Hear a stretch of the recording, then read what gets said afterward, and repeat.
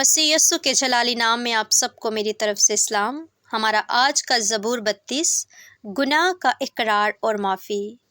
مبارک ہے وہ جس کی خطا بخشی گئی اور جس کا گناہ ڈھانکا گیا۔ مبارک ہے وہ آدمی جس کی بدکاری کو خداوند حساب میں نہیں لاتا اور جس کے دل میں مکر نہیں۔ جب میں خاموش رہا تو دن بھر کے کراہنے سے میری ہڈیاں گھل گئیں، کیونکہ تیرا ہاتھ رات دن مجھ پر بھاری تھا۔ میری طراوت گرمیوں کی خشکی سے بدل گئی۔ میں نے تیرے حضور اپنے گناہ کو مان لیا اور اپنی بدکاری کو نہ چھپایا۔ میں نے کہا میں خداوند کے حضور اپنی خطاؤں کا اقرار کروں گا، اور تو نے میرے گناہ کی بدی کو معاف کیا۔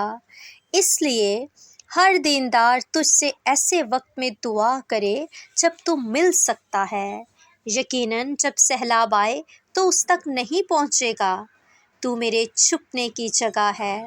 تو مجھے دکھ سے بچائے رکھے گا۔ تو مجھے رہائی کے نغموں سے گھیر لے گا۔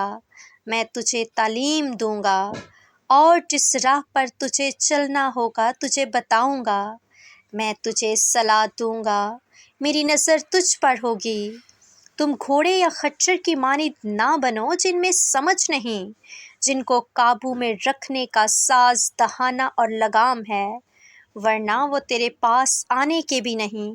شریر پر بہت سی مصیبتیں آئیں گی، پر جس کا توکل خداوند پر ہے رحمت اسے گھیرے رہے گی۔